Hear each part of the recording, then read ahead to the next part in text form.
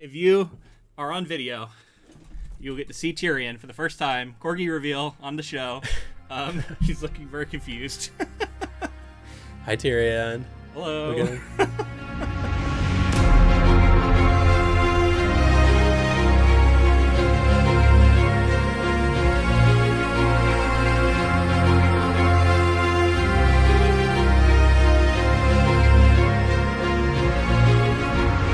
Welcome, friends, to episode 344 of the Ink to Film podcast, where we read the book and then see the movie.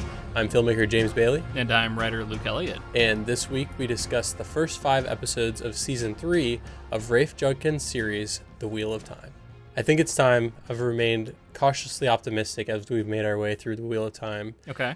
So far, we're 5 episodes into season 3, and I think it's time to start unabashedly recommending this to people, especially Wheel of Time fans, especially fantasy fans. But for me, I think we've stepped into a new territory. I think this show's really found itself, and I can't wait to talk more about that. I love that, man. I love the positivity. I don't know. I'm mixed because I think we've talked in the past about how what this show is and like what it isn't.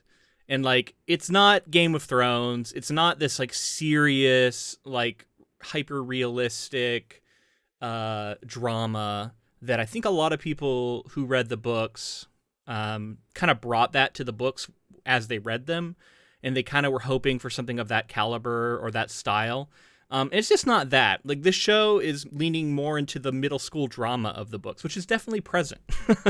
And it's leaning more into just the kind of insanity that goes on in those books and stuff is so over the top. And then the other thing is, like, if you're going to adapt The Wheel of Time, we're talking about millions of words. We're talking about 14 books, 15 if you count the prequel. There's a ton in there. And if you're ever going to adapt that into a visual medium, there's so much changing you're going to have to do and condensing you are going to have to do. Now, that's not to say that we have to agree with every decision that's made, or that if you're watching the show, you should agree with what they're doing all the time. I'm totally not saying that.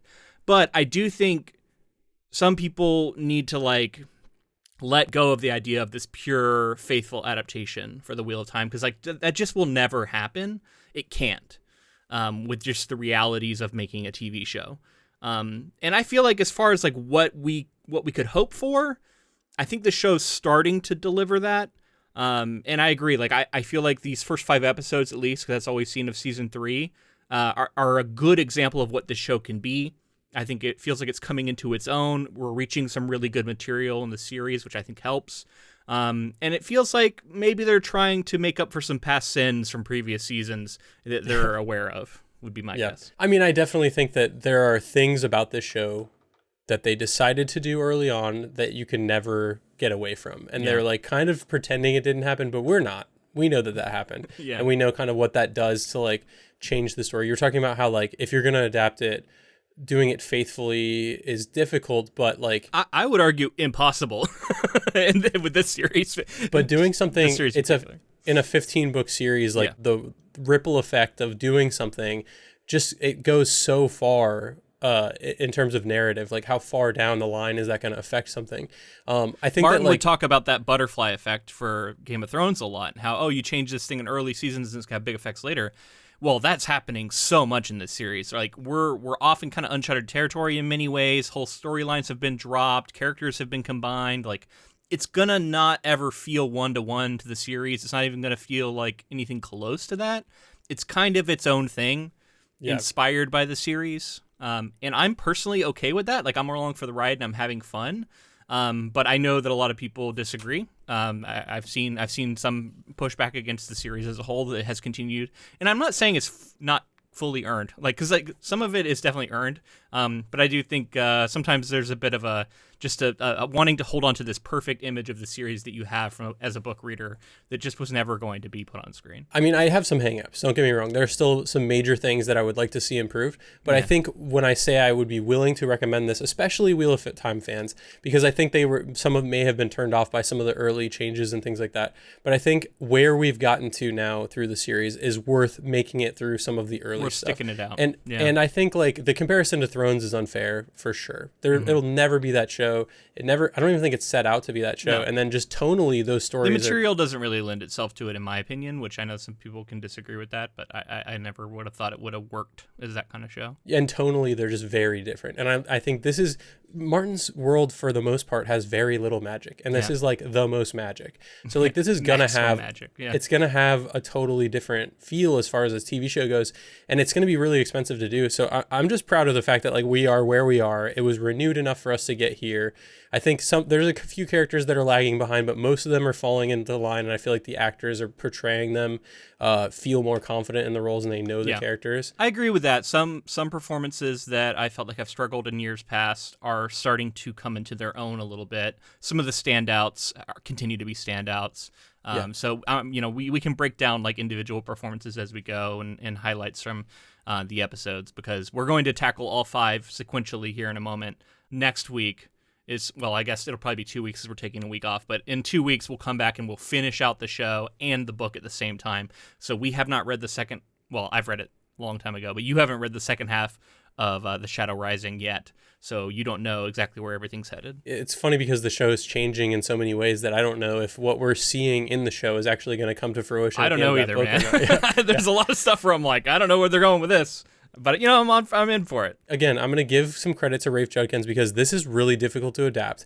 And I think moving plot lines around complicates things in such a major way. And he at least he has the benefit, whereas like the Double D's didn't for Game of Thrones, he has the benefit of the entire series being laid out so he can see where those ripples are going to go. Yeah. And hopefully he's planning for that. Can you imagine like the undertaking of sitting down in a writer's room? He's got his core writers there, and they say, all right, we have 15 books. This is, the entire map of the series.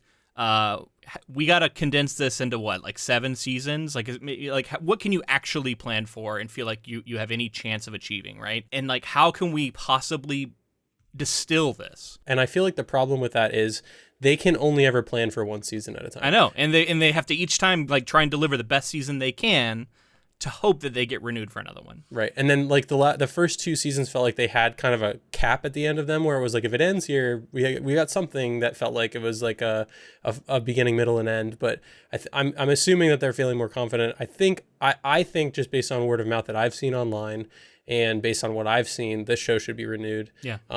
TBD, obviously, like we haven't seen the end of the show. I don't even know how the book ends, but there are some major changes made, and we talked about this in our book coverage and stuff. The 3rd book is being skipped over, possibly we'll get some details and some coming back to that. Some of the major plot lines from book 3 are still present. But yeah, a lot of it is getting skipped. It's interesting. It's a mix, right? Like really what they did is they mixed 3 and 4, and 4 just provides more of the framework for like the plot of the season. Even as we're kind of holding on to certain things from book 3 that were important, which I kind of assumed is what they would do. And I did read that like some of book 5 is seeping its way into this as well. Yeah, no, and I was starting to pick up on that too. Again, I don't remember super well. It's been so long since I've read those later books, but I'm like, I think we're getting into some stuff that has not happened in this book that we're reading yet. I know we are.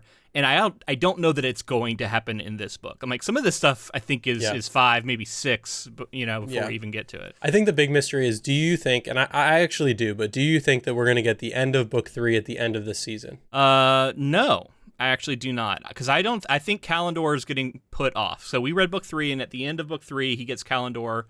I think that is getting delayed. I have some future knowledge that I won't share that makes me think that. Okay. But it seems to me like they're just kind of skipping the initial getting, because at the end of book 3 he puts, and this isn't a spoiler for the show because they didn't do this, but at the end of book 3 he gets Kalendor and he like puts it, or not the end of, like at midpoint or wherever, he puts Kalendor in the stone and he's like, come and try and take it. I'm going to leave and go off to the Aiel Waste. I actually think that's the beginning of this book. Oh, you're right. You're right. That's in book 4. Yeah. Because at the end of book 3 he gets Kalendor. Yeah. But anyway, so he does that and then he leaves Kalendor behind. I just don't think we're getting this in the initial, like when he goes back for it at some point, if he goes back for Kalendor, which you assume he probably will, right? We're just going to cut to that and have that be the first time he gets it. I think it's just it makes sense if you're trying to economize the story a little bit. And you obviously know like how much Aiel stuff is going to be through the rest of the book. You saying that makes me think we're probably going to be with the Aiel for a lot of the rest of the story in the book 4 and possibly the rest of the show. But I still feel like it was kind of the beginning started with it. I think it would make sense narratively to kind of end with like, here's the other thing. There's big stuff coming in the book that we haven't gotten to yet. Yeah. that I think is going to happen in the show as well. You just don't know what's going to happen in the book. That's definitely it. And like, but I did feel like, oh, for them, I don't know what happens in book 4, but maybe it's like not enough of a big finale like the end of 3 was, and this will be like an interesting cap at the end. But it seems I'm wrong on that. So anyway, those are some of the major changes, and then characters are jumping into different storylines and Yes. not following through with some of what I was expecting to happen. There's remixes going on. All the characters orbiting Rand are being kind of shifted around some. We'll get into a lot of the changes, but I want to hit you with a general hot take here early, that just for the clicks. I'm curious how hot is this take gonna be? I don't know, probably pretty mild actually. But here's my hot take. I think Wheel of Time on Amazon is leaps and bounds better than the Rings of Power. I don't know how hot that take is at this point. I don't think it's that hot, but like, yeah, there are still defenders out there for that show, and like, I've seen all of Rings of Power that's out. I do think there's some good things going for it in general, but overall, it's just a weaker show. They put more money into it, for sure, than they put into this. But I think this show looks better. I like the costume design. I like the sets. I like the look of this show better. I'm not saying it's always one-to-one better. Like, sometimes you can really tell where they pour their money into the Rings of Power, but like... There is some really incredible, like, especially CG elements, but also just, like, camera work. You can tell they spent more money on it. I will grant you that. I wish they had spent more money on this, though, because I think the story is working better. The pace of this feels almost breakneck, whereas the pace of Rings of Power sometimes feels so sluggish. I don't know. We'd have to go down a lot of rabbit holes with Rings of Power to like really make this comparison, but that's just my gut reaction. These Amazon, big fantasy tentpole series, this is the one I think they should be focusing on. Because I think it has more legs, in my opinion. And I do wonder if they'll realize that. Like, I know that they've already got a certain amount of They've committed cost. so much money. I know, but at what point does Rings of Power? Because like I remember when the second season came out, or was it the third season? I don't remember anymore. I think it was season 2. The viewership was abysmal, and then it only declined. Yeah. And so you're like, if nobody's watching, but I think it's already been confirmed for like 4 seasons or something, right? Like, it's gonna happen. But I would like to think that like if Rings of Power does go away, and there are things that I like about that show, but let's say we get one more season and then it's over. They just wrap it up or whatever, and then this show cannibalizes that budget. Yeah, that would be fucking cool. That would be really cool. And it's gonna need it, because as crazy as things have gotten, the series just gets more crazy as it goes. So you could use lots of budget in this show for sure. Not to say that budget makes a better show. I think it's clearly that it doesn't, because you look at Rings of Power. Anyway, we can move on from that. But like, I'm not saying this is the best fantasy show. I don't even think it's the best fantasy show on TV. House of the Dragon, I'm really, really enjoying. I'd have to think about it, but like, it just, to me, it's better than Rings of Power. Kind of interesting to talk about that, but for now, let's move into this series and season 3 specifically. Yeah. We had some things to say about certain characters in the past. I think the major one that we'll talk about, without spoilers, how are you feeling about Perrin at this point? Perrin, I've said this before in our coverage, but in case this is their first time listening, Perrin was my favorite character growing up. He's the one I felt like I identified with the most. I loved his rich interior life that people couldn't perceive. I think I identified a lot with that. I liked that he was a big guy who was careful and sort of I think he was careful about his own power in the world and tried to be responsible with it, and then struggles with the need for violence that his fate brings him, right? And he struggles with that because at his heart, I think he's a peaceful man. All of that, I'm not saying that's not present in this performance. It's just like, it's a tall order. I think it's a difficult task to ask somebody to convey. I have yet to see him fully deliver that version of the character. I see bits and pieces of it here and there. I see hints of that character. And I think he's getting there. I know we are headed towards what is going to be a really defining moment for how I feel about him as the character. Probably at the end of this season, is my suspicion.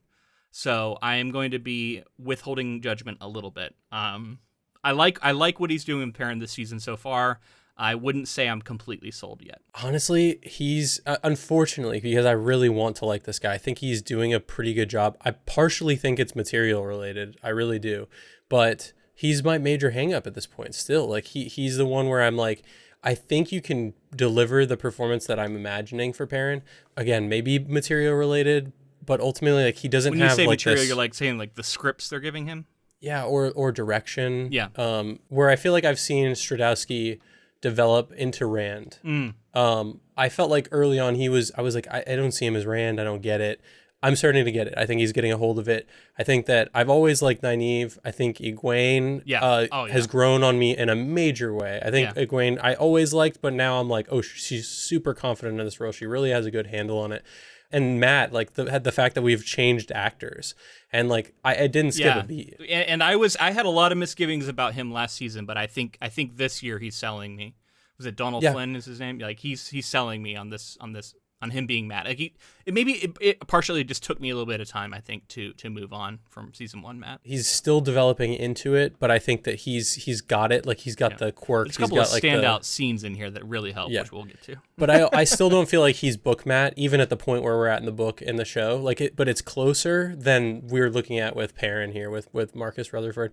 And I really do, like you said, if we're building to some momentous thing, I'm really hoping that this is it, and I'm just like head over heels in with the whole cast, because everything else has just been improvement after improvement. And I think the growth that I've seen from season 1 Perrin, outside of even some of the stumbling blocks that we went through, some of the obstacles along the way, I think the performance he has developed through 3 seasons. So I'm happy to see that. Again, there's a big test coming for Perrin and his performance. And I'm really curious to see, because basically it's like, I'm trying not to give anything away since you haven't read Beyond and people haven't seen later in the show yet, in theory, if they're listening to this at this point. The character is sort of shifting gears in a way, and how he pulls that off or doesn't, I think it's going to be pretty important for how I'm going to feel about the character going forward. Cool. Yeah, well, that'll be fun to track. But yeah, I'm glad we checked in there. Like I said, Rosamund Pike, Daniel Henney as Moraine and Lan, absolutely kill it. I mean, just like always good, yeah. Really, really strong and anchor the show. I'm really glad we haven't forgotten about Lan. At times, I would argue that Robert Jordan, there would be whole books where I would be pissed because I'd be like, we're not getting any Lan. And I always loved it. He's like one of my favorite, like kind of a side character, but kind of a main character. Like he's always more important than he seems. And I'm glad that the show is continuing to give us good quality land scenes. Yeah. Are you surprised at the focus? I mean, I guess I don't know. Going forward, this will probably start to really kick in, but like the focus on Elaine and her family and the city of Andor and like her mom, we're going to get into a lot of that stuff, but like the refocus on Elaine, and then also just like the Aes Sedai and even some of like Leandrin. Like Leandrin is remaining a much larger character than I thought she was going to. Yeah. Leandrin is getting developed a lot here in the show. I think they identified they wanted to have some major villains that we follow throughout. And I think Leandrin's a solid candidate for that. So I like what they're doing with her. I was a little surprised to not see Padden Fane at all in this season so far, because we know he's in the book. So again, that's another character who was kind of an ongoing villain who we sort of dropped off with. I don't think we've seen Tom yet either, right? We haven't. And I don't know if we will, but I hope so, because I like Tom Maryland a lot. But yeah, I mean, Elaine, I am not surprised. I think a lot of fans have been waiting for this, and kind of like tapping our feet impatiently, wondering, when are we going to get Elaine's family? When are we going to get the royal family? When is this going to start getting set up? Because they're important going forward. And this is big. Elida's huge. We have newcomer Shore Agdashlu, who fans of The Expanse will recognize and remember as soon as they hear her voice, coming in as Elida. Which there was another character that there was like this big fan movement to get her cast in this show as a specific character. They got her cast in the show. There was a whole like Twitter thing and all this stuff.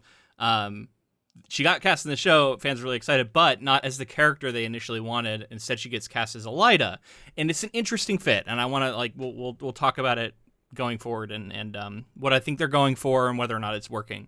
But yeah, it was cool to see her. And then of course, I had just, while we're on cast, Natasha O'Keefe continues to be an absolute favorite as Lanfear. She's amazing.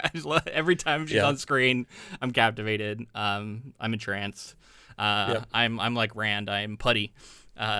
She's so good. So good. She's excellent. She's really, really good. And she can like, she does that whole like ancient being, but also caring and all these other things pretty well. And like, she's such a wild card to me at this point, because I'm like, I'm kind of buying her stories about like where her motivations lie. And we can talk about it, but in episode 1, she kind of teams up with Moraine, and I was like, "Whoa, what are we doing here? Is this because that's not in the book so far?" Yeah. But also Leandrin. I think part of the reason why maybe Leandrin is getting such a big part, Kate Fleetwood is really, really good on screen. I think she's like she doesn't feel like the final boss. She doesn't feel like a Forsaken. So for her to be like a strong, powerful, good presence on screen, dark friend is like I think part of the reason why we're expanding. Well, that she's the more. face of the Black Ajah, right? Because it's kind of nebulous for us. They're like dark friends in the sense that like it feels like it could be anyone. But she's the face of that, right? Like and that kind of, and that she operates that way in the book too. I just think they're giving her a little more screen time. All right. Well, overall, I think we have touched on as much as we can. Yeah. Sounds like we're recommending it to Wheel of Time fans, fantasy fans. If you're listening, randomly in season 3, I think I recommend checking it out. And if it feels like it's for you, stick with it. But if you've read the book, I think you have enough like investment to where it's like it's fun to see. Yeah, this is one where I would really say, like, something we've learned, I think, over the years of covering adaptations is, like, I'm not going to deny that an adaptation has an effect on the source in sort of a retroactive way. Like, it can definitely feel that way. There's some truth to that. But the source is the source. It does, for the most part, stand alone. It'll have all of its flaws. It'll have all of its features. It'll have everything you love about it, everything you hate about it. It's still going to be there for you. What you're doing now is watching a new thing, and this new thing is the Wheel of Time show. It reminds you of the old thing, but it's new. And I think if you can let go and have some fun with it, give them a little bit of grace, this can be a show you enjoy. Will it be your favorite show of all time? Probably not. And we can all say we were hoping for that. But I think once you like adapt to what it is, which is what I have done, I'm able to have a lot of fun with the show. That's definitely the major thing. And I meant to say that earlier. It's like once I have now clicked into what the show is going to be, I'm enjoying it for the reasons that it is this show. And I think it is developing and getting better, and the material is getting better. So for all of those reasons, I'm ready to recommend it. So we are going to move into episode by episode talk now. The first episode of season 3 is called To Race the Shadow. 1 month after the battle in Falm, Leandrin is summoned before the Hall of the White Tower, where Siuan exposes her as a member of the Black Ajah. In support of Leandrin, several other sisters reveal themselves as Black Ajah, leading to a battle that results in many casualties, including Alana's warder, Ivan. Leandrin and her group flee Tar-Valon. Rand is expected to travel to Tyr and claim Kalandor, a legendary weapon, but he resists. Egwene goes through the arches and becomes an accepted, but decides to follow Rand. At night, Moraine allows Lanfear to covertly launch a series of attacks on the group, during which an unknown assassin nearly kills Nynaeve. When confronted, Lanfear reveals that the assassin, a Grey Man, was sent by another Forsaken. The next day, the group separates. Rand's party heads for the Aiel Waste. Perrin's group returns to the Two Rivers, while Nynaeve and Elaine remain in Tar-Valon, as does Mat, who is plagued by foreign memories of the past. Elsewhere, Moghedien turns a captive White Cloak into a Grey Man. Moghedien. Yeah, I mean, there's a lot to talk about in this episode, but I am so happy to see more of a focus on the Forsaken. We're meeting more of them. We're seeing them doing stuff in the backgrounds. Pretty wild. Before I am in the books. So I think like because we're in the POVs of certain characters, seeing this in a show kind of sprawl out a little bit more and seeing these Forsaken, I'm very interested. I also didn't look this up and I didn't remember. Have we had it confirmed in the book or the show how many total Forsaken there are? Oh, I want to say there's been numbers associated with the number of Forsaken that were like trapped in Shao Gula. I want to say it's like 12 or 13. Yeah, I was going to say, I thought it was 7, and then I'm thinking that it's 13 but I'm maybe conflating that with like the 13. I know, there's the 13 to do the black, to like convert someone to the shadow, but I think it might be the same number. Maybe one of those things where it's like there's a certain pattern to it. It's also kind of like a, spooky, unlucky number 13 kind of thing. They're evil, like, so I guess I could see that happening, but I'm now counting as of, and this is maybe also a couple other episodes later, we see like 3, 4, I think we've seen like 6 or 7 Forsaken on screen at this point, and maybe one more mentioned. Yeah. that we may see like this season? Well, I think there are two mentioned that we haven't met yet in one of these early scenes. They mention I think Simmerhage. I don't know how Simmerage. I don't know. I forget how they pronounce this. And Grendel.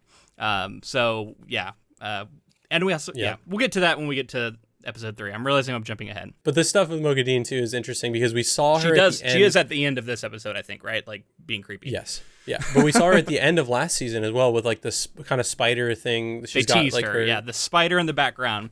And I like that, later on we get the discussion that sort of establishes their relative power levels. And we hear that Moghedien is sort of one of the weaker ones, and yet she clearly has her ways of manipulating people and twisting them and being a spider. Making Greymen is a pretty wild we learned that she's ability. the one who's making them. I can't remember if that's 100% true in the books or not, but at least in the show that is true that she's the one who is creating them. In really creepy ways too, like the way that she's like got her finger on him and she's like he has to say he wants to be a Greyman and she like kind of tortures him into it. Yeah, it's like a compulsion thing, which is something we're starting to learn about, the idea of compulsion. But yeah, let's focus in on episode 1 here. There's a couple of big things that happens. But the Black Ajah rebellion and craziness there's a huge explosion of magic. Lots of people getting injured. Nynaeve gets knocked out again. She's probably her 40th concussion she suffered in the show. But there is healing in this show, so I guess it's okay. Yeah.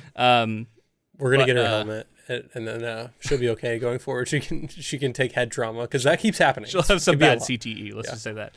I mean, it was an exciting thing. It doesn't really play out exactly like that in the book, but this was fun. That was a huge thing that we've kind of hinted at in the book, and then this just like as soon as the season starts, boom, the entire tower, and like what a way to start a season. Like I was excited to start the show. But seeing something like this, big display of magic, like you said, a lot of characters in the same place, a lot of major things happening. It was a cool way to start it. And getting to see the Black Ajah and Leandrin kind of put before this, like, what do they call them? The hall? Yeah. Being put before the hall was really cool. Yeah, and we got our 3 main guys together being complete idiots. Matt sort of leading the way.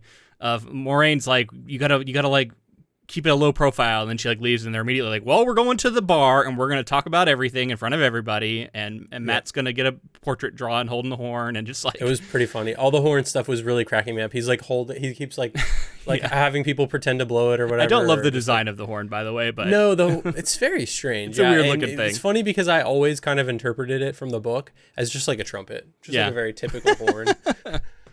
Well, I think there's a picture of it on book 2, and so I always just kind of imagined it that way. But it's fine. One thing I did notice here, there was a cool little Easter egg. When they're in the tavern, they sit down, and it's I think it's Matt and Perrin, maybe it's Matt and Rand, I can't remember, playing a game, and they're rolling dice and they're moving around little rocks on the board. And did you see what was on the rocks? I don't remember. I don't think so. What was it? Little carvings of snakes and foxes. This is the Snakes and Foxes game, which we've had referenced in book 4, which is a reference to something that hasn't happened yet in the show, but I thought was a little foreshadowing that we are still going to get something to do with the Snakes and Foxes. I would hope. I mean, maybe it's just like a nod and we're not going to do it, but there's other reasons that make me think we are going to get it at some point. I also thought we were going to see a more, I mean, I guess I understand because like where it happens in the book, we're just now getting to that in the show, but I thought we were going to see more of Matt's luck start to affect and show up. It seems to have been a little bit de-emphasized, at least at this point, his luckiness. I'm hoping that's not the case, for the whole, because I'm hoping that we get a couple episodes or maybe next season, whatever it ends up being, where he's just like incredibly lucky, and then from then, because I think that's such a fun thing to show. I agree. Yeah. Oh, we had a big talking about the middle school sort of romance angle that it's very present in the books too. Avienda and Elaine hook up in this episode. What did you think of that? Can't see I saw that one coming. I was like, oh wow, Elaine and Avienda. I think I mean, sure, I ship it. Let's do it. Like let's I'm all in on this relationship. But so I'm still trying to figure out Avienda's relevance to the story. Like I'm trying to figure out where because we really just kind of met her in the books. Like she hasn't done a whole lot. We've started to see some stuff, but she goes to Ruideen here. Like this is many episodes down the line, but she goes into it like Moraine and Rand do, and I'm like, she's got to be insanely important going forward. If that, like, she, Yeah. or there's some like, Well, like she's hooking up with Elaine here, and prophecies and stuff. yeah. I thought that was cool, and like it's funny because the Elaine Rand thing, like I'm starting to see like they and they're building it obviously into the Aiel culture as well. Like they're like it doesn't feel quite as gross to me as I'm getting further and further into the story for people to have multiple partners. At first, well, I and was the like, Aiel oh, this is basically the Aiel culture is established that polyamory is a thing. People have multiple spouses. and we've I'm also totally seen it for through it. Alana, the warder, with her warders, who she was in a sort of polyamorous relationship with as well. I applaud the show for going this route because this was always going to be something that was, I think, a difficult pill to swallow for a lot of studios looking at this and going like, are we going to put all this polyamory on screen? How do we feel about this? We got to change all of that, right? Like, I can imagine there's probably a lot of pressure to change all of that. If Game of Thrones did anything for fantasy, which it did a lot, there's no question about that. But Game of Thrones, the show, not A Song of Ice and Fire, the way that it put forth like sexuality and some of those other things, I think people are now starting to correlate like sexuality in fantasy and like some of that. Yeah. And in general, I don't think that like polyamorous relationships are going to be that hard of a sell for audiences now. But I'm all for polyamorous relationships. It just felt to me early on as we were getting through the stories that it was like the chosen one's going to end up with. I thought he was going to be the only person that was going to have multiple partners, and I was like, this feels fucking and weird, I think weird to me. I think Robert Jordan is doing that deliberately. I think when he throws it at you early, you're like, what the hell? And then like he's slowly setting it up to where you're starting to see like maybe how you could buy it, right, or be on board with it. You still don't know, but like, you know, we're establishing that Rand has this whole history with the Aiel. So it's a thing, but like, yeah, I thought that was interesting. Obviously, this doesn't happen in the book, at least not as far as we've read. I'll say, but well, you said it is pretty prevalent. Like this is like a thing that it's like the we might be polyamory leading. stuff for sure. No. I'm sorry, the Avienda Elaine relationship. Okay, so I don't remember everything that goes on in the later books, but this was a show invention, I would say. Okay. But I see why they're doing it. So I'm pretty on board with this. As an interesting device. All right. Let's talk about that Moraine Lanfear team up that I didn't see coming. Lanfear comes to her and then she's like, yeah, go fuck with all of our main characters. And it's meant to be the bubble of whatever. The bubbles of evil are instead Lanfear doing this, which is like a weird display of her magic, but she does so basically all the same stuff, right? Like it's the playing cards, we get the axe, and then we get the mirror Rands. But then there's also a gray man that she didn't summon who like stabs Nynaeve like 15 times. Luckily, it doesn't kill her. And I think this is all like kind of trying to line up with assassination attempt of Egwene and Elaine in the tower when the crossbow bolt comes flying by and then the gray man is killed or whatever. I was thinking that they're trying to do multiple things because they need to establish the gray men as a threat. I was surprised that they didn't just allow Lanfear to be the one to summon that gray man, but I guess now knowing kind of who controls the gray man. Yeah, it seems like those are they're Moghedien's pawns. But yeah, I mean, you're talking about this team up. It's, you know, obviously Moraine doesn't trust Lanfear, but I love the Lanfear said something like, you're willing to hurt them to protect them. It's like the one thing I like about you, something like that. That was pretty funny. I don't know, just really compelling stuff. Again, I just continue to be completely taken with her performance. How about the fact that we get to like the point where characters are starting to split off already, which, you know, I always like to see the main characters together, but they're splitting off, and Matt doesn't go with Rand. Nope.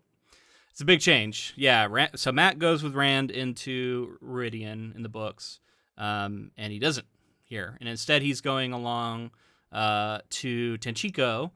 And to me, this is a remixing of a plotline from book 3. I think they're going to Tyr. They're basically hunting the Black Ajah. I think in the book 3 they go to Tyr to hunt the Black Ajah, and then they go after them again in book 4. Right. And instead he's having that, you know, when I say he, I'm talking about Rafe Judkins, is having that all occur at the same time. But in order to do that, he's moved Matt away from Meridian, which is like a pretty important moment for him. So I'll just go ahead and say, like, it feels like it's still leading to that. We've gotten the Min foreshadowing with the hanging. Right. Which to me is like a little, because he knows fans are going to be worried, and I think he's putting that out there so that fans can see that and go like, okay, it's still it's going to happen at some point. It's just going to happen in a different way. I was just going to say that, like, thinking about how difficult it is to already put all these plot lines together, but also put fans at ease a couple episodes into the season, you know what I mean? Because it's like, what? He's not going to, see all these things that he needs to see. And he does it twice, like he goes in twice, and we're probably only going to get one in the show if I had to guess, but I think it's That's very... the thing. I think he's only going to go in once. And when he goes in once, it's all going to happen, is my suspicion. Yeah, but I think you can see very easily, it's like, oh, just put the red gate, the Tel'aran'rhiod somewhere else, like put it in the location that he's going to, and then he can go through and get a lot of the same stuff.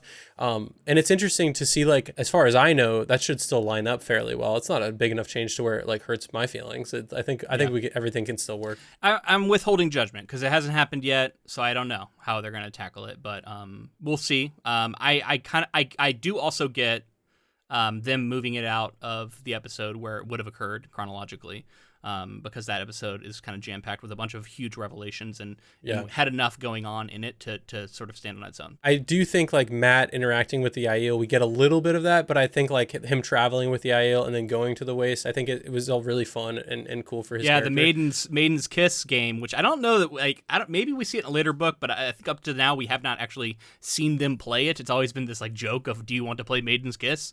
And I thought it was pretty fun that we saw it on screen here. Matt of all people was the first one to play it, so give props to him. All right, so episode 2 is called A Question of Crimson. In a flashback, Morghese Tricond, Elaine's mother, ruthlessly wins a succession war and ascends to the throne of Andor. In the present, she arrives at the White Tower, furious over Elaine's abduction and determined to take her home. Elaine, supported by Lord Gabriel, Morghese's consort, persuades Morghese otherwise. Morghese leaves behind her sons Galad and Gawain, as well as her advisor Elaida, a Red Aja with a strong rivalry with Siwan, at the tower.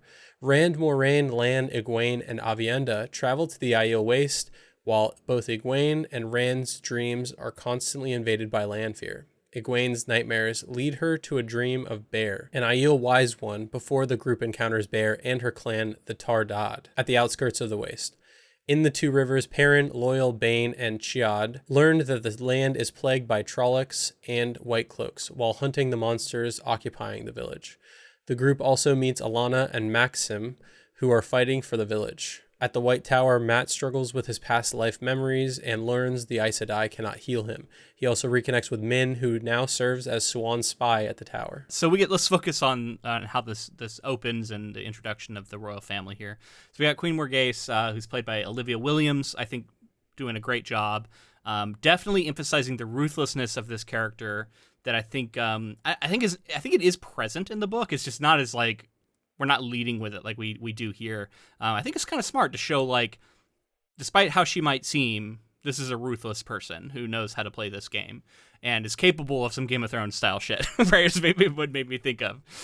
Yeah, well, she's very good at playing the game. Exactly. Which is, and that's like Carian and like that whole thing, Camelin, like all these places and their royal family, like that's all very much Game of Thrones style politicking going on in these places, and they grow up in it, and and she knows it, she knows how to play it. Yeah, I appreciate it being shown, and I think that we're going to get there in the books, but I appreciate it because it's like an added layer. It's like another piece of the puzzle, and like if we're going to move around all of these factions and everything like that, at some point we're going to need to get into the politics of it. And we're introducing the tension and of the politics between the Tower and Camelin and Andor, right? And like the Tower has a lot of power, but also isn't like a huge kingdom in and of itself. And we get, Morghese throwing around her weight a little bit of like, I'm going to come back here with an army if you are lying to me, or if something happens to my daughter. And so we see that it isn't just like I'm going to completely, bend the knee to the Tower. There's some pushback. And we hear about this, that apparently Elaine, I don't know if maybe we knew this, but like this is a long tradition of the queens of Andor being sent to the White Tower, and I think they at least become accepted, or maybe they're just go through novice training. I'm not 100% sure. I think they get their rings, so I think they at least become accepted traditionally. But it's kind of ceremonial, and not all of them can even channel who do it. Whereas Elaine is actually a very powerful channeler, and so we learned that she wants to continue her training, but her mother wants her to come home, and that's one of the tensions of this episode. Is like, you're going to come home, no, you're not.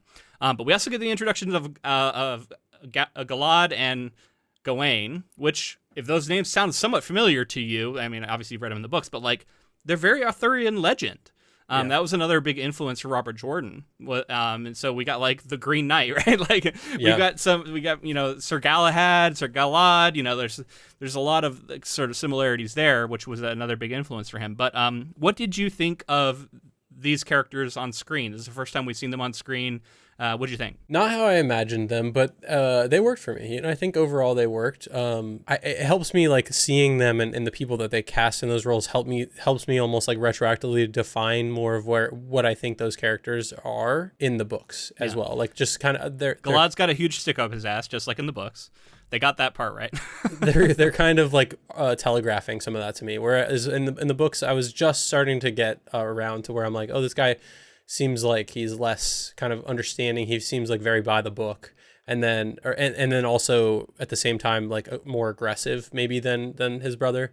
Are you talking about Gawain, or who are you talking about? Galad is more aggressive. Yeah, I think so. Yeah, and then it's definitely more self-righteous. And then getting to see them interact with Morghese and Elaine and everything was really fun, and I appreciated like just the expanding of that. I can already see like there's just tendencies that you'll see in like royal families, right? And so like we're starting to see like, oh, this is the nice one, this is the like kind of hard-edged one, and like Elaine's in the middle of that, and then the mother is like very powerful, like almost like, I mean, I don't think she's going to go to this extent, but like a Cersei kind of figure where she's like grasping all this power and like needing to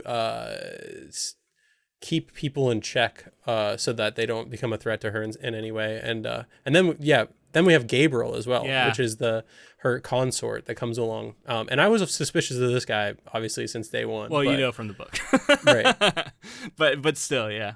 I think they did a good job. If you didn't know, like, you might think this guy's okay. He does a good job of that speech with Elaine, or that conversation he has with Elaine. Of like he seems like a nice guy. We normally do, where we just drink, and they seem to have this like long history together and all this stuff. Yeah, it's cool. I think that it's working for me, and I think that he'll be. It was really interesting to see like him being connected. It seemed like he was his own kind of thing, and then we learned that he's connected to Moghedien. Yeah, so he is a Forsaken, which is revealed, I think, next episode.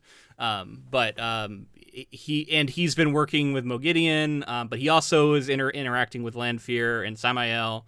So yeah, he and we learned that he's particularly skilled at compulsion, and that he, even though he's only been out of the prison for like a few weeks, he's got everyone thinking they have this long history with him, and he was able to compel them, including the queen, who supposedly like he I think says to Lanfear or someone like that the queen thinks that we've been together for like a decade or something. And Elaine has been convinced of this. Yeah. I didn't even think about that too. Yeah, that whole conversation has different context if you think of it that way. Yeah.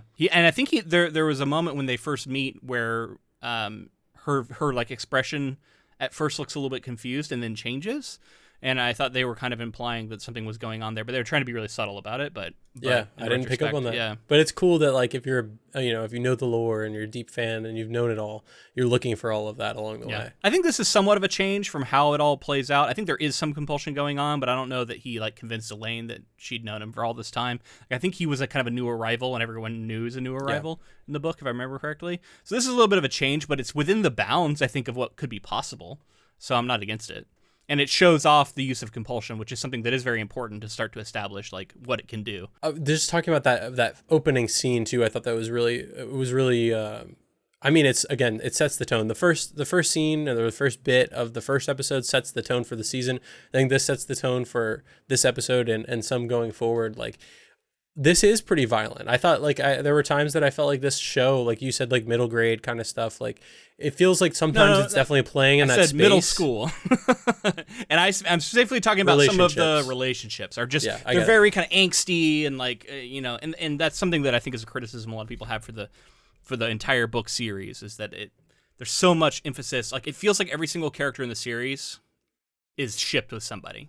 Like, there's so many little relationships that pop up. They all have their own dramas.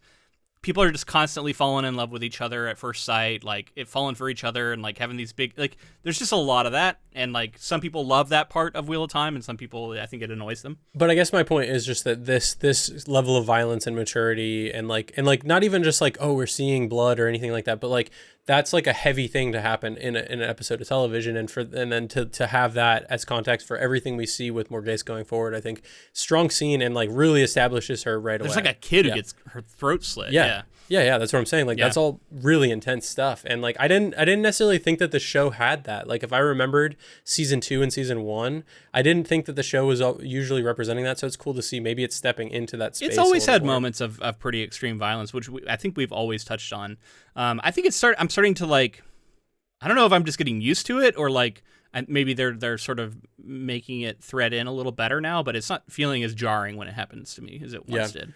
I guess I mean like the weight of that as well. Like that just feels like such a like murdering a child, that kind of thing. This feels like a really... and it's a big ask for us to then be okay with Morghese going forward, right? And I think a lot of us are still like skeptical of Morghese. Like, do we trust her? Another character that I'm really liking in the show, and that we probably should have mentioned up to this point, I just think is honestly embodying the character very well. Min, and Kai Alexander, who portrays Min, I think is doing a really fun like playing in that space of like not taking bullshit from anybody, kind of being her own kind of character, and the way that she plays with Matt, I feel like that them playing off of one another has been really fun. Yeah, I think they're completely going away from the Min Rand connection, and I think a lot of people might miss that and be sort of sad about that.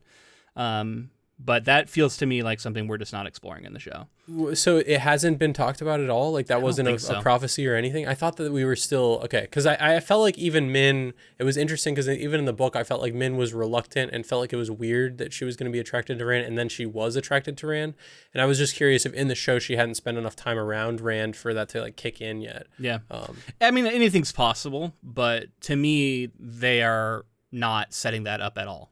I don't know, maybe I'm forgetting something from early seasons, but that's a big change. I was going to say, I don't know where that goes going forward, but it's somebody who was supposed to be with Matt, then not, and like what that can, the ripple effects of that could be pretty intense. Well, you said Matt, which is funny because I think I do suspect that they are setting up more of a connection between Min and Matt than exists in the book. I couldn't tell whether that was romantic or not. I can't tell either. Yeah. Maybe it's not, but anyway, I'd be curious to see what they do with Min. I like that she's included still. She's someone that like theoretically could have been written out. Would have been hard, but you know, I like that she's still here. I just think that she's getting a lot of change to her character, and some people are probably not going to like that. I'm still on the fence about it, but so far I like what we are actually getting from Min. I think is pretty compelling. The other thing was the Red Aja Elida coming in, and obviously going forward a few episodes, I know what's going on with this character, or at least the reveal has kind of already happened by the end of this 5 episodes. But right away, I'm like, oh, this character is up to no good. Red Aja, I'm already kind of skeptical of as a book reader and show watcher up to this point. I am waiting for the time that they have like a righteous, like good Red Aja, because I feel like they're like, I'm like, what's the difference? Black Aja, or just like they're a little closer to the shadow, it seems. But yeah, maybe that's just like the pipeline is go Red Aja straight to the.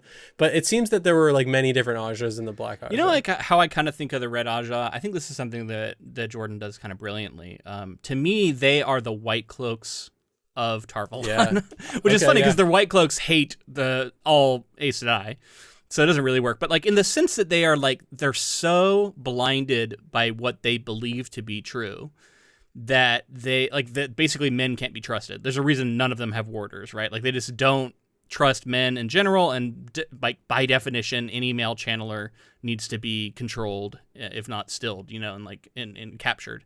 And they believe that so down to their core that like they operate in a space that is always antagonistic to the rest of our crew because they're unwilling to see what's in front of their eyes. And so it makes like it made perfect sense for Leandrin to be a Black Aja within that group, but even the ones who aren't Black Aja, like it's still just like a fundamentally difficult place to be, like where you're always going to be sort of against the Dragon Reborn because you fundamentally don't believe you can ever trust him. And I thought it was interesting when Elida goes to the Red Aja and like there's all the politicking going on of like ranks and everything like that. I thought it was interesting that they were like saying we need to reestablish our status in the tower at this point because we're no longer trusted because of Leandrin. So they do, and honestly, I think that they're building to it with Elida a little bit, because with Elida, jump a few episodes down, she doesn't seem to be connected to the Black Aja in the way that I would have expected right away. And maybe this is a double play. Maybe at some point I'm going to look dumb because she actually is Black Aja or whatever. But it seems that she is just like she butts heads with Swan and all of that stuff's going on. And maybe it's just a difference of ideology like we're talking about here, rather than her actually being evil. And we can talk more about that. Last thing is Alana in the Two Rivers, which is really cool. And also, like, we didn't talk enough about it, her warder going down with Ivan or something like that was really sad, and it's like absolutely brutal. And the connection that they share, I don't know enough about the warder bond, but it seems like they're able to like feel things that the other is feeling at times. Yeah, we've talked about that a little bit with Moraine and Lan. That's like the kind of the only way we've really explored that, but I like that we're getting another exploration of it with these three, and kind of showing something slightly different, right? This was a polyamorous relationship where with the two warders. I love what they're doing with Alana as far as like her being Green Aja, and like she is a warrior. She is a soldier to fight the Dark One, and like the way she stands up to all these Black Aja, the fight they have in the street, I thought was really cool. The way her warders operate is really cool. Yeah. And we continue to see her do cool shit with the power that like no one else is doing. It seemed like they were a little outnumbered, but they were wrecking people. Like they were really going to town, chopping off. They were trying to, at least. They definitely killed a couple of Aes Sedai. Yeah, I mean she's badass, and seeing her in Two Rivers is interesting. Like we know that is something that is occurring in the books, but this character is pretty different so far in the show. I feel like they've done a lot with her early on. We know her a lot better at the point where we're at in the show than we do in the books. I thought it was really powerful too that they like the ashes. She put the ashes on her face of their fallen warder, and like the lover, and I was like, man, this is all really strong world building for me, and just visually seeing that like she's in mourning, and like the way that they talk about their relationship too, like how they don't know what their relationship is as a duo rather than the polyamorous trio, and like how that shifted things. Yeah, it's really interesting too, and it seems like Maxim was like more in love with Ivan than maybe she was. Maybe she's more in love with Maxim. I'm not sure, but like it wasn't like a completely equal thing.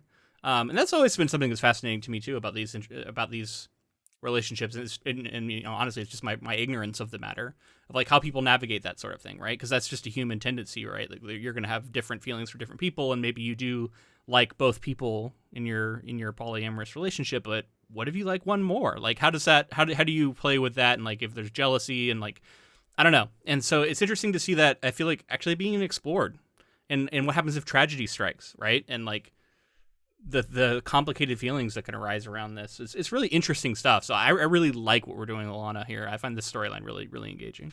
Definitely. We're going to touch back in on her because there's a lot more to talk about. Episode 3 is called Seeds of Shadow. Lanfear meets her fellow Forsaken Samael and Ravin. The latter, Lord Gabriel? Yeah. The latter, Lord Gabriel in disguise, to discuss a potential alliance.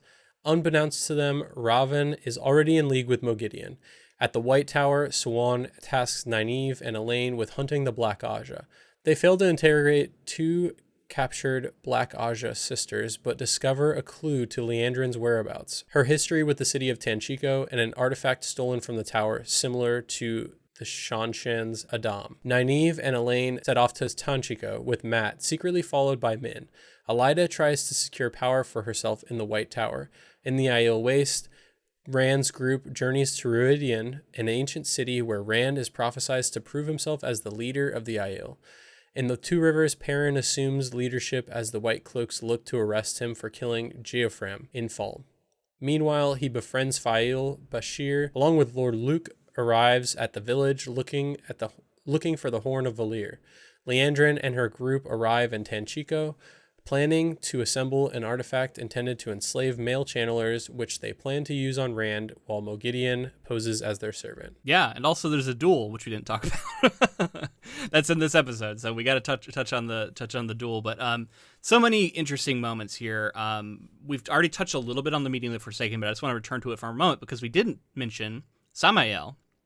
This is a new character who's introduced. Speaks with kind of like almost like a Scottish accent as he comes rolling in. He's scarred. He looks like a warrior, and we learn that he's supposed to be like among the strongest. Basically, it's like him and Lanfear are supposed to be kind of the strongest as far as like raw power. And that's why they're like, Moghedion's going to go for you first, Robin. And we learn that she already kind of has, and that they're maybe forming an alliance of some sort against the more powerful of the other two. And we start to see implications of like infighting, and they talk about how in the past we weren't cooperating with each other, and we need to be better about this time. Where are you at with the Forsaken and their infighting and like stuff like that? Does that seem interesting to you? I think it's super engaging. I am interested to see like how far they take it, whether like, because it seems like Lanfear, I don't know. I would assume all of them have their own designs, but at the end of the day would serve the Dark One. But then I don't know. We'll see going forward, like who breaks off, who doesn't, who does what. I think Lanfear, I mentioned in a previous episode, is like sick of Lanfear's shit. He's like, you're in love with Luce Saren. It's clouding your mind just like last time. And I mentioned before, like I could see her Lanfear, like I don't know how you break off from the Dark One. I don't know what any of the logistics of that are, but we get a flashback. We see some stuff about her, and it seems like her love is real. So I kind of believe it, and I think that she could be someone who breaks away. But for the time being, I think all of them are like, well, the Dark One's not here. We're going to do whatever we want to do until commanded otherwise or compelled to do otherwise. Well, we learned that they're all jockeying for something called Nameless. This is the first time we've heard this term. I don't think we've gotten that in the books at all yet. So any guess at what that might be? No idea. Yeah. I think it's safe to just think of it as like leader of the Forsaken for now. Oh, okay. And then maybe, we can learn like what exactly that entails. But like basically who's going to be the leader of us is kind of I think what they're basically discussing here. Yeah. Oh, well, because wasn't one of them Ishmael like kind of it's kind of like Ishmael was that. Yeah. But I don't know if he officially was, but he was at least acting that way. And now that he's dead, they're like, who's the new leader? Essentially. We'll see. Yeah, we'll see. Really, really interesting, man. I love the Forsaken backfighting, and I just find characters who aren't beholden to behaving heroically, like the Forsaken. Really interesting to follow. This is some Game of Thrones shit, right? Like, it's a bunch of people who are ruthless as hell. They're out for themselves. They're out for power.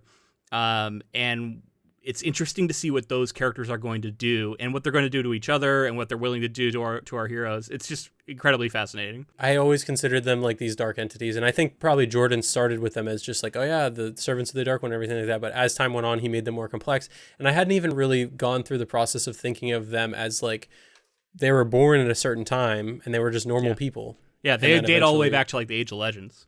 It seems that way, yeah. And so, like, them just, like, we see Lanfear later on. I mean, normal people who could channel and are quite powerful. Right. A couple of things that I definitely think we should talk about. Fail, I wasn't sure we were going to get. Well, I brought that up. I mean, like, maybe if I'd read casting news, I would have seen that, but I wasn't sure if they were going to go with that or not, and I was really, really happy to see her introduced. So Perrin, he gets to the Two Rivers and he goes to visit his wife's grave. This is like an ongoing thing where I was like, I don't know how they're going to handle this. I don't know what's going on. He goes on and he sees, I think, and a nice scene. I think it's pretty beautiful where she is. Everything, like, I like the idea of the acorn or whatever that was that grows into a tree with each loved one. They're continuing to work towards smoothing over what they've done. I think that this may be it, though. I was thinking about it. I was like, is this closure? That's closure. And now Fail's here and we're moving on and let's keep going. Well, and I think smartly we've gone away from what happened in the books, which is he goes back and his entire family has been murdered by the White Cloaks. Because then you're piling even more crazy trauma on top of crazy trauma. And I think here they realize, like, Perrin has been through enough. We can change it, and we'll talk when we get there, but they shifted over to Matt, actually, a little bit here. Where we're at in the book, Perrin is about to just, like, his family's dead. I think he's about to go absolutely insane and just start murdering White Cloaks. That's my theory on what's about to happen. I didn't see that kind of, like, schism moment in the character from this, like his wife being gone and, like, now they're there and everything like that. So maybe I'm wrong about what'll happen in the book, but if he does go crazy right now, I'm like, what's the motivation? There's got to be some other motivation if his family doesn't die. Well, we don't have Pat and Fane there, so we don't have that. I mean, like, maybe he'll show up in episode 6, but so far, Ordeith is what he's, like, posing as in the book. Like, he's not there, and I'm shocked he's not there, honestly. I'm really intrigued to see are we just dropping Pat and Fane for the entire season? Are we going to see him at all? I don't know. Fail, I think Fail well casted. Yeah, so we have Isabella Bucheri. I don't know how to pronounce her last name. Yeah, I think she's good. She's got an intensity to her. You know, maybe her flipping around the daggers doesn't do it for you. You know, like we have to buy that she's quite dangerous, and I buy it enough. You know, Sure. She's a hunter for the horn. I like that it was an interesting way to introduce her with Lord Luke, but immediately she's like distancing herself from him. She's like, I don't know about this guy. Yeah, she has a really striking look, and I think that the book made a big point of how like her looks and how she looks, and I think it's interesting to the good casting choice, and I think she's held her own so far. I really think that she's like doing a lot of what I wanted Fael to do, from book 3, and then it's going to be interesting. Like we're getting into the book 4 stuff. They're already there, and we're already caught up to where I am in book 4. I mean, she hasn't done a ton yet, but you know she's been present for some interesting stuff for sure. Bane and Chiad. Who are with Perrin just like they are in the book, but no Gaul. And they seem to kind of have taken on the role of the Aiel with Perrin.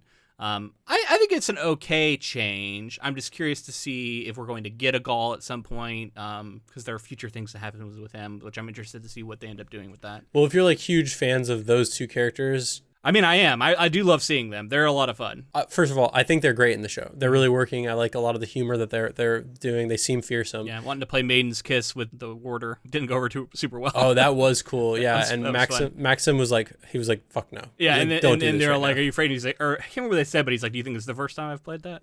yeah. But yeah, I just feel like they may be downplayed a little bit in the story based on like kind of what's going on in the show. Yeah, we'll see how that all shakes out. I think they're basically taking the role of Gaul for now. I'm just be curious to see if we get Gaul at any point. So one thing we talk about here with the Aiel Waste, we got a lot to go to there, but one of the things, there's this like sweat hut scene where Lan gets approached by this woman, and it's like unclear whether or not she's coming to like talk to Moraine or Lan, but it ends up being Lan. But then they see this tattoo on her back, and it's this golden crane tattoo, and he follows her out and asks her, and turns out she's from Malkyr, which is his like fallen kingdom that he's supposedly king of. We've heard of this, right? And he has his father's sword, but he was an infant, so he doesn't even remember it, we learn.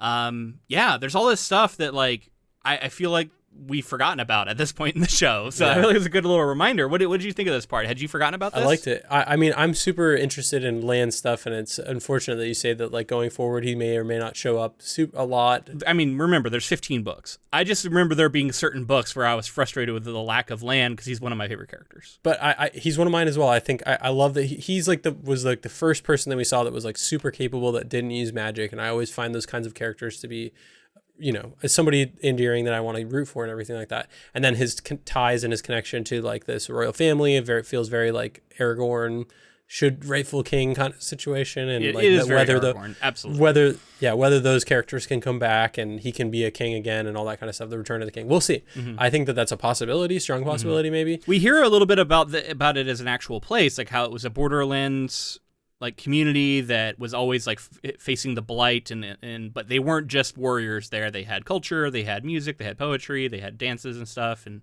I think he liked hearing about that. She like kind of snuck away. She was able to get away. I think she wanders off, and some Aiel, I think one of the wise ones finds her and brings her in. And I thought that was all a really interesting story. I'd be interested.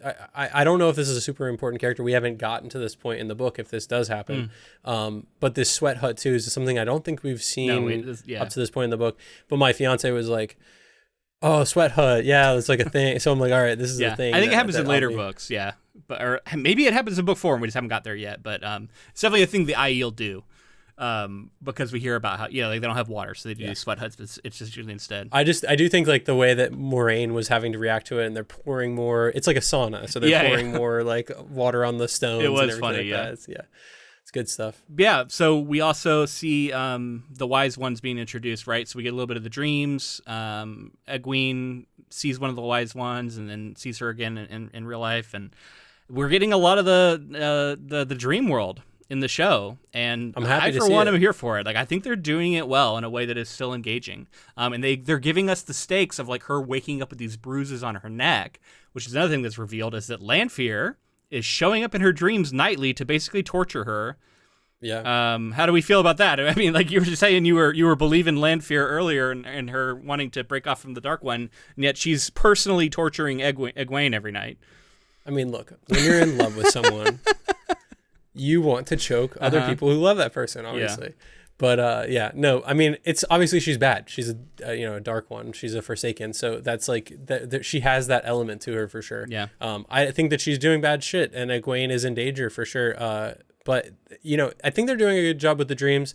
My imagination of them was much more like visually kind of amorphous and like kind of, you know what I mean, like surreal. Mm-hmm. But they're doing a fair job with it. Yeah. I think sometimes they're better than others. Sometimes I'm just like, aren't we? This is just normal. It looks visually like the normal place that we were, but they jump around quite a bit, so it's working pretty well. One more thing too is like the mention of the bracer. Oh yeah, that's important. Yeah. This male, basically a male Adam. We haven't heard about this yet in the books. At least it hasn't been confirmed. Well, how many male channelers are out there that we know of? Well, 3, maybe? Yeah, I was going to say the other false dragons, right? Loghain, Mazrim Taim, we've heard about. So 3 people. I'm like, of the 3 people, what would be the craziest one to get? Well, Rand. They want to get Rand. Adam, yeah. That's what I'm saying. So I'm like, is we're gonna see Rand get become a Damani or whatever they're called? Yeah, because we know how crazy those things are and how much they fully just control you. Yeah. And obviously, like, Egwene would have a hand in being like, this can't happen. She's very, like, much against all of that capturing and that kind of thing. It's thing. definitely a big, like, loaded gun on the mantelpiece we just set up there. For sure. But let's talk about the duel. Like, I would give a moment for Matt's big moment here. This is, like, one of the coolest things I think he's done yet in the show. It plays out a little differently. There's not a big crowd. They set this up in the previous episode where Galad and Gawain are, like, showing off in front of all the novices, who it's kind of funny because they're, like, sleeping around basically with all of them. They're definitely like more like Lotharios, it seems like in the show than they are in the book. But and then Matt is kind of like annoyed with them because he's like that's what I do. Like, how are they here? Like, all the women like him, like these guys. What the fuck? And he kind of views them as like stuck up princelings, right? And then he has the duel with them, but only Nynaeve is there to witness it. Otherwise, it's kind of in secret. And there's no wager, which I noticed. You're talking about the de-emphasizing of the luck. There was. Was there a there wager? Was a wager? Oh, okay. So there was still a wager. Okay. So yeah. Maybe the luck is still coming into play a little bit, but I really felt like they were focusing more on him having this like old knowledge he's unlocking, and just like genuinely good ability with the staff. What did you think of like the choreography? How it played out? Yeah, my imagination is always going to be bigger than. Or usually bigger than what they can pull off on screen. I think they did a really good job. I think it like the stunt doubles switching in and out and him like it was. I believed it is him. Like there's a fair amount of him swinging a quarterstaff around, and I appreciated that. And I think a lot of it was really cool choreography that worked for me. And they knew they had to sell on this part too. It was good choreography. It's a tough fight to make seem believable. It's very hard for one person to take on 2 people in any format. You're always going to get a little bit of like someone's taking their turn and like waiting their turn to rush in instead of attacking at the same time. There's always going to be a little bit of that. I feel like whenever you put somebody on screen with a bow staff, there's a lot of like superfluous spinning of a bow staff that's got to happen. I think that's I part felt like of they it. kept though. it I think somewhat to a minimum. Like there's gonna be Yeah. some of it, but it wasn't over the top. Which like I would have been annoyed if it was like way over the top. Overall, I thought it was solid. I actually went back and watched it a second time because I wanted to, because it goes by pretty fast. I wanted to see the whole thing start to finish again. And I ended up liking what they did with it, and I thought it was a really cool moment for Matt. I liked how he kind of like centered himself. He said something in the old tongue, and it looked like he was almost like meditative for a moment, and it was like not expecting this kind of thing from Matt, right? And then he kicks some ass, so we gotta like that. I think it worked really well for this scene. The first time we're going to see it happen, it'll probably get more intense as we go, but they needed to set a bar, and then like at some point he's going to have a more intense quarterstaff fight, so they need to leave like room for that to improve going forward. Mm-hmm. All right, episode 4 is called The Road to the Spear. On the group's way to Rhuidean, Aiel Wise Ones suggest that Moraine enter the city alongside Rand and take a trial that Wise Ones undergo. They also reveal that Aviendha, as a potential Wise One, must do the same. Aviendha reluctantly accepts her task, leaves, and ultimately passes her trial. Upon entering Rhuidean, Moraine discovers a powerful artifact and begins the trial, during which she experiences multiple alternate futures where either she or Rand dies. During Rand's trial, he relives the lives of his ancestors, learning the history of the Aiel. During the Age of Legends, they were servants of the Aes Sedai who were sworn to pacifism and were sent to find a place of safety after the breaking of the world, but eventually broke their oaths, splitting up and becoming the warrior nation they are today. In the most distant memory, Rand sees Lanfear, an Aes Sedai scientist, as she drills a bore through reality, giving the Dark One access to the world. Rand passes the trial, receiving 2 dragon tattoos that mark him as the leader of the Aiel, and carries a half-conscious Moraine out of Viridian. What a big moment, right? I talked about how big this is in the book series and how sort of a beloved sequence this is, and one that people have gone back to analyze many times. And we get a lot of really cool stuff here. Let's go through it kind of sequentially. Aviendha, we learned she has the potential to be a wise one, and she is essentially forced to give up the spear. She was a maiden of the spear, and instead embrace her wise one training. So she's now someone who is an elite warrior physically, right? As a maiden of the sphere, who is now going to start to train to channel and be in the tradition of the Aiel. But it was sad to see in a sense too, because she was so much wanting to remain a maiden of the spear, and like it seems that giving up the spear means you're never able to use one again. But well, they'd say like your weapon is your mind now. So maybe she'll be the strongest wise one ever and everything like that. But at the same time, it was sad to see that she can't be both, and like we'll see how that goes going forward. But again, wild that she's going in to see this, and like whatever visions, like Moraine's getting crazy visions, obviously Rand is getting crazy visions, so we'll see how like where that goes. Moraine stuff, super visually interesting. Like the way that they were able to do that like swirling effect, the like, kind of orbiting effect, very cool. Kind of gave me a little bit of a queasy feel at times, but that spinning camera, you only get to see seen for a moment. Lots of Lanfear killing Moraine. This is not something we actually got in the books yet. We don't know what Moraine experienced yet. Yeah, I kind of felt there were a few times where I was like, I'm getting spoilers and I felt weird about it. I was writing some of my notes are like the show is definitely spoiling some things in the books for James, but that's what's going to happen. It's always messy. Yeah, but that revolving looked really cool. Lots of Moraine dying, lots of Rand dying, like a bunch of different ways. I thought it was honestly, and like the spinning of the wheel, like all of it just visually. See one where she breaks her bond with Lan. We see one where she's like sleeping with Rand. There's some wild moments we see in some of these for sure. I should probably reanalyze those, or maybe I shouldn't. Yeah. That's how I feel about that. Well, we definitely see her getting killed by Lanfear a bunch of times. Yeah. And then we get the fucking crazy thing of, as she comes out, it's either Rand or she has to die. And you're like, holy shit. So Moraine is destined to die now.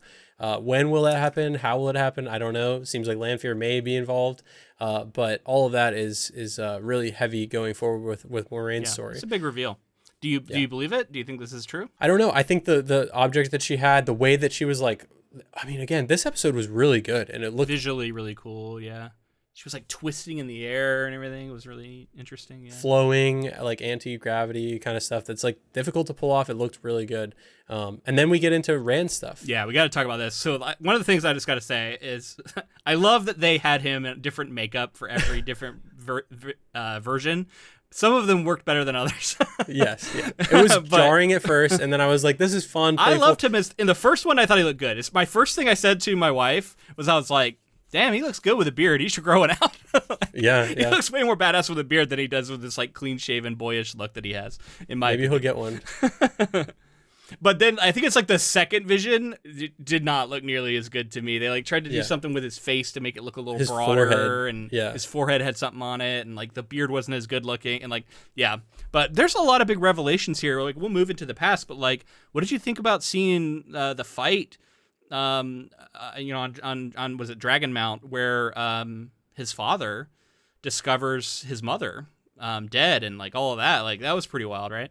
We knew some of this in the book, but it's like one thing to see, like to read about it versus like see it like this. Yeah, see it, and then he realizes it. Like we got to the point where like all this stuff happened, and then we ended the book, and so we're gonna pick the book up basically right here. And so like I don't even know Rand's reaction to a lot of this stuff yet. So seeing his reaction here was pretty wild, and like him realizing that that's his father, realizing that that's his mother, and like that's the prophecy foretold, and there it is, like coming true. And then it goes further and further. But just to talk about the look, I thought it must have been a really fun exercise for the actor. Yeah. Right? Like to get to play himself in so many different iterations, like so many different ancestors. I thought that was a bold choice. I was expecting that there would be people who looked a lot like him, but to have him come in, it's fun. It's fun. It's like I'm kind of glad they did it. It was fun, even if they didn't all look amazing. It was pretty cool. This is a different version to what we get in the book. The book, like there's many other Angriel and stuff. Like there's a it's bunch like kind of simplified a little bit here, but we get most of the big ones, I think. I think it had the same amount of emphasis. I am so curious too, like people who haven't read the book, like what does the show look like and mean to them? Like I just feel like there's so much that's like on the peripheral here, but like it's truly, and I've talked about this with people before, is like one thing that I sometimes am hesitant to admit, but is totally true, is that we are just incapable of having the experience of somebody who is watching this show without any knowledge of the books. We're so deep in the books. It's just impossible to know, like, what is it like, you know? I am curious. So if you're in the comments and you're a show only person, I would love to know, like, how much is this stuff overwhelming, or are you there for it? Like, do you feel like they're doing a good enough job explaining things, you know, enough?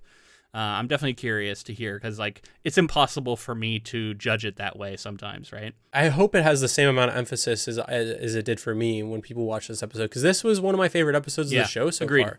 And like they pulled a lot of things off that I thought were going to be tall tasks, and a lot of them landed squarely. Yeah, so I mean, we also get the distant past. I mean, there's a lot of big reveals here, right? Like all the stuff with the Aiel, which would be a big, you know, we talked about this last week, but for show watchers, this is the first time they're hearing about the Aiel being basically the same as the Tinkers. They followed the way of the leaf, and then they're the quote unquote Oathbreakers who broke off and became this warring nation. And we see that like Rand's ancestor was like literally one of the first people to do it. The one that looked the most like young Rand, yeah. Yeah, he had kind of like a like it looked like he was like Peregrine Took or something. Yes, a little bit of that vibe. It does kind of feel like that. Yeah. At some points they're playing with a like kind of hobbity, like traveling hobbit kind of things. The singing, they're singing. They're in the field. They're so happy to be doing that. Like they're happy in the way back. They're just like that's their world. They're happy with that. What about the Age of Legends like thing we see with this big like orb flying in the sky, and the technology so over the top, and like obviously super advanced? And I actually also really liked like I think it's the previous one to this where we see the Aiel agreeing, and it's Rand in this version, but he's wearing like high fashion, and he had a little Anakin style, like rat tail in the back too, which made me laugh. Because I think I said in our first episode I thought he looked a lot like Hayden Christensen, and they totally leaned into it here, which I thought was funny. Man, there's just so many big, like, mind-blowing things going on here. It's like really hard to talk about them all, but I love the way it looked, and the boar looked going into it, and the sky like cracking and like reality breaking and turning dark, and the reaction shot from his ancestor too, of just like the whole world, everyone else is running away, he's standing and staring at it, the whole world is crumbling around them, and like it's like, and even like there's the moment with Lanfear where they're talking about, they're having a conversation back and forth, and she wants to like elevate his status or this or that, and he's like, I just want to be in the field, and I just want to like, you know, harvest our crops and all that kind of stuff, and like that's like, it's really sad to see like how they've been brought into it, and their culture was like tainted by the Aes Sedai and the Dark Ones and all this stuff and the chase, and then it led to like some desperation that you know their culture just like kind of schismed and changed. Yeah, man, a really cool sequence. I love the way it was done. A couple of notes I had was just that the first Maiden of the Spear was a big part of the visions in the book, and we didn't really get that here. I was a little disappointed. Like I thought for sure what they were going to do, because he goes to rescue like his sisters who've been captured. I thought for sure at least one of them was going to not go with the mother and instead join him, and that was going to be the first Maiden of the Spear. And I think it's a missed opportunity, honestly. I don't see why they didn't do that, other than they didn't want to detract from him. But like he had so much emphasis already. The Maiden of the Spears are such a big part of Aiel culture. I missed that moment. I wanted something like that to happen. Me too. And I was curious as we were going through the visions. I was like, I guess we're going to get Rand as a woman. As his own ancestor. No, we don't get that. We only get him as a man each time. Yeah. I mean, that would have been a really bold choice too. I think that would have been. I don't know. Figure that out. Dude. I think do it. Why not? We do have women ancestors, but apparently he's only seeing his male ancestors. All right. So episode 5 is called Tel'aran'rhiod. At the White Tower, Siwan and Varen lay a trap for Elaida, who threatens to call a vote against the dragon to expose her as Black Aja. She's attacked and nearly killed by a gray man, but Siwan and Leanne save her. Just before reaching Tanchico, Nynaeve, Elaine, and Matt team up with Min, who is familiar with the city. Matt also discovers that Min foresaw his death in her visions. In the Two Rivers, Perrin, Fail, and the Aiel infiltrate the White Cloak camp to rescue Matt's family held captive there, leading to a battle.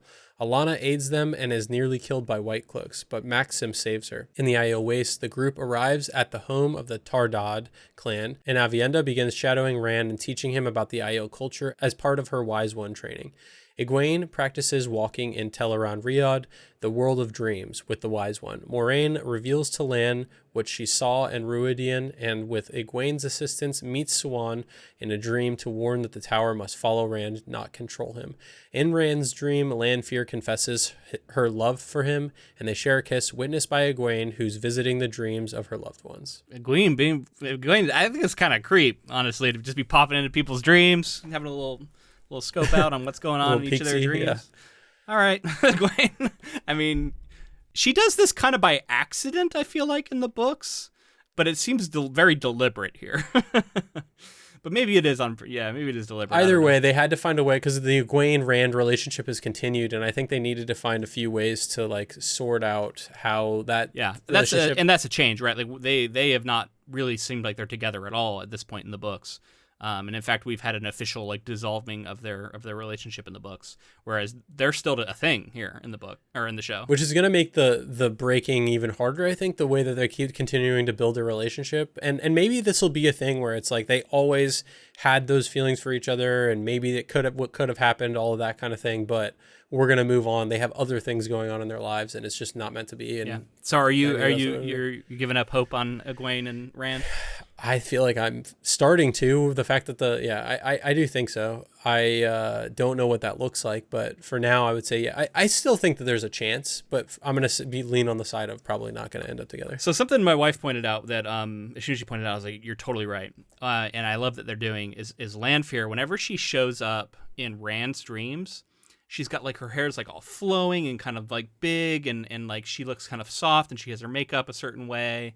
And she's very kind to him, reminiscent of when she was Selene. And whenever she's in anyone else's dreams, she's fucking scary. And her hair's like slicked back. And like she's got her dominatrix look on. Well, there's that, but also just when she has the like pantsuit kind of looking thing that she wears sometimes. Oh, yeah. And like, you know, she's fucking scary. And she like lifts up Egwene into the air, choking her and all that stuff. Like, we're seeing different sides to her. And it seems to me that she's definitely putting on a little bit of a seductive show for Rand. But I am also wondering, like, is that her at her most vulnerable, and is that her true self on the inside? You may be getting beguiled. I'm with you, man. We're getting beguiled, but yeah. Yeah. How about that one flash in Moraine's vision where she's like in the ways and she's standing there in her like dominatrix gear with like a bunch of like black Aja behind her and like slashes her, like that looked pretty bad. Really wild one too, yeah. I talked about in previous episodes how like anything that happens in a vision or anything that happens tends to be the kind of thing that comes true. I think the show is doing a good job of being like, not all of this can come true. Yeah. So there you go. You're finally these are all, and she says they're possible futures. So like who knows? Yeah. We learned about the sea folk are channeling. We see it was pretty cool the way it was shown. It was definitely, I don't know, I can see people not liking it, but like I thought it looked pretty good. I like that we're getting the sea folk period and we're getting their culture at least. Thought we might be skipping them. Yeah. We cut to them just like in a boat with them. And I was like, oh, we're just like not even going to talk about them. We're just going to get to the location and not say who got them there. But then I like that we leaned into it. And I also, Elaine's dream of her channeling with Avienda was really interesting. And like, she wants to be free of all of that responsibility, maybe is her dream. And maybe it's not actually what she wants, but it's something that she's thinking about. She was dreaming of doing the weaves that she saw them doing, right? Like she was doing the same ones. And we know that people can sometimes do that in these books. Like they can just see it done once and then they can do it now. So maybe this is a power that Elaine is going to have. We get a little bit of some wisdom being given to Nynaeve about like her trying to control the sea, and like that's what the one power is like. Do you think we're moving along progress for Nynaeve being able to like actually start to channel at will? Yeah, because she still can only channel when she's angry. Gotta be getting there, right? I'm just desperate for that to happen at this point because I'm like, it's a pretty huge detriment to her, like liability. She can't channel on command. Everyone's talked about like how she is like the most powerful and all that stuff, and I'm like, we can't have this character cooped up forever. Like I don't know what it is between. Maybe it's like something she's holding herself back in some way, but like I know her relationship with Lan. Well, it sounds like they say like you like to control everything in your life, don't you? And I love how Lane had like a very pointed look at that. And like there seems to be some implication that like this is tied up in what's holding you back. Like you're like unable to release control, and maybe she needs to learn to do that. So back over in the Two Rivers, we get the assault on the camp. One of the things that that is like kind of a revelation here is we have I think her Natty Cawthon. It's Matt's mother. Is with his sisters, and is the Bornhold, the son of the guy who got killed. He is like drunk and like clearly he's out for vengeance, and he's letting this Valda character like kind of have his way a little bit, even though he sees him as like being pretty bad. Valda is kind of playing the role of Ordeith here as being like the kind of the really bad one in the camp. Yeah, you're right. Yeah. Interestingly, somebody channels and knocks him away, and then he comes up and he's like, "Who was it?" And she's like, "It was me." And then she gets burned, but like we're pretty confident it's not her, right? Like that was definitely one of the daughters for sure. Yeah. Vicious way to go down too. Like, yeah, he burns her at the stake, basically like a witch. Yeah. Brutal. Which we hear about them doing that kind of shit, but like this is the first time I think we like really seen it like this. Yeah, and then Perrin sees it and he has a reaction to that and stuff. Also, all the beheaded wolves. Yeah. Which, like, if you know Perrin in the books, pissed about that. Yeah. that's not going to go over well. Yeah, he was not happy about that. Notably, we do see Hopper in Perrin's one of Perrin's dreams too. So Hopper shows up in one of his dreams, and my wife pointed this out, and I totally agree. They missed such an opportunity to have Perrin recognize Egwene in his dream and look at her. Yeah, because in the books, Perrin has the wolf dreams. He has power in the dream world. I wonder if they're getting away from that in the show. If like they don't want him to do it, that would be so weird. I think that would be a weird thing to do. That's the whole thing. Is like he sees her in his actual dream. You know, like because he has a power too. He's like, I don't know if he's a dreamwalker like she is, but he has some power there. And I would have liked to see that. And like Hopper doesn't recognize her, even though Hopper in the book is definitely like his guide in the dream world, and we don't get any of that here. So I'm a little bummed. If we don't get any Dreamworld stuff with Perrin, I'm going to be a little sad because it's such a big part of his character too. I wonder if they're just so busy focusing on rehabilitating his character and trying to get it to the point where he's going to have this big moment at the end of the season that feel like maybe he'll develop more, because even his wolf stuff isn't like been relevant this season much. Yeah, we haven't seen him using much of his wolf. Like his eyes are a different color occasionally. Like maybe he's smelling things that he shouldn't be able to smell. That's about it. I would like the internal bit of Perrin where all the smells, all the different I'm just not getting that from the character right now. So I really hope that they do get there. And the taking with the dreams would be such a brutal like hit to him. And I assume, how can that not be so important going forward? Yeah, it's important. Like I don't know how else to say it. Like I feel like I don't know how they go forward without introducing it at some point. Maybe they're waiting, and we'll get it eventually. But yeah, I mean, otherwise this is definitely an interesting episode. It's kind of a connecting episode. Nothing huge happens here other than I guess Matt's mother dying, which is pretty huge. But Matt and Min reconnecting a little bit here. Oh, he sees the drawing she's done of him hanging, and so now this looming threat. He then sees the guy hanging when he arrives at Tenchiko and has this like kind of chill moment. And that's pretty crazy too. That in Tenchiko, like we're seeing some of Tenchiko now, and it's like just as like kind of brutal as everybody said it was going to be. Yeah. Just like people hanging in the streets and things like that. But yeah, I know that she's trying to remember her visions, but like she could have just made a smaller note or something like that. Like something that. Well, and also it's kind of it's Matt's luck though, right? Like she puts all these other ones away, and then he like picks one up, and he's like, "What's this?" And it's the one of him hanging. Like he just happens to find that one. And I love his reaction too. He's like in the hammock or whatever, and he's like talking to her. He's like, "Whatever, I don't believe in that shit." And he like turns over and he's like, "Oh shit!" yeah. Totally a Matt thing to do. I wanted to shout out a scene that we haven't got yet in the book. But I particularly loved Moiraine and Lan. I love that we're getting some of these moments with them. And Moiraine reveals that she, in the future, if Rand is going to live, she has to die. And she tells that to Lan, and she's like, say something, like, why aren't you reacting? And he's just like, are you going to die tonight?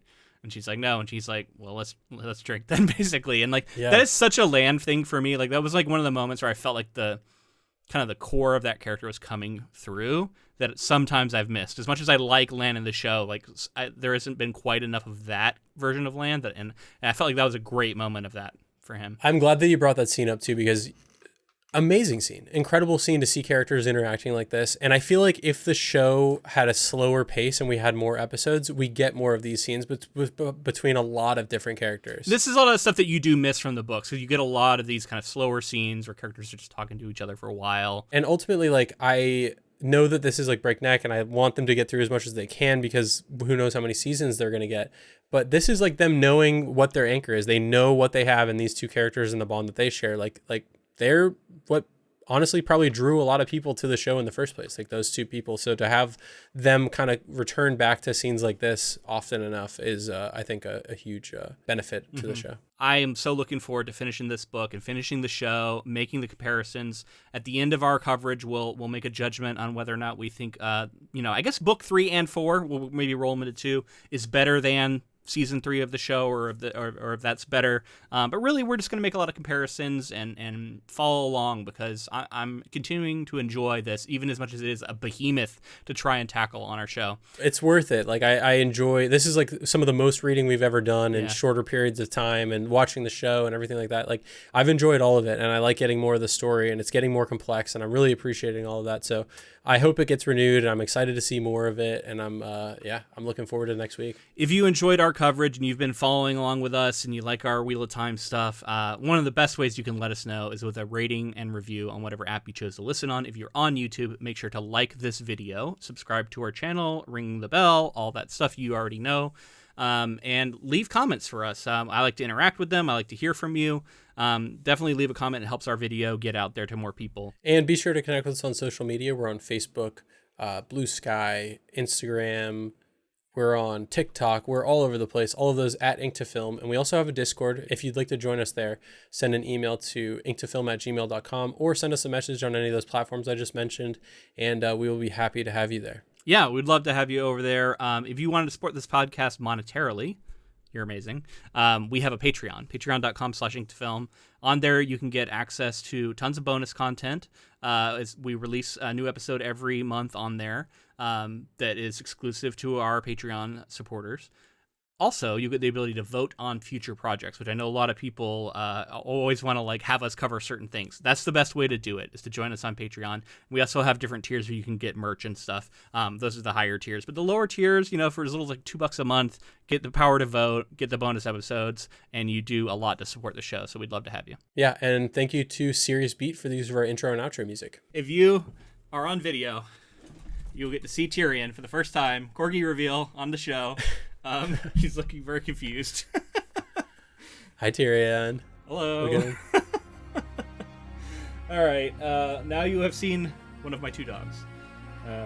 But yeah, I don't have anything else. If you're good, I think that's going to be it. So until next time, keep adapting.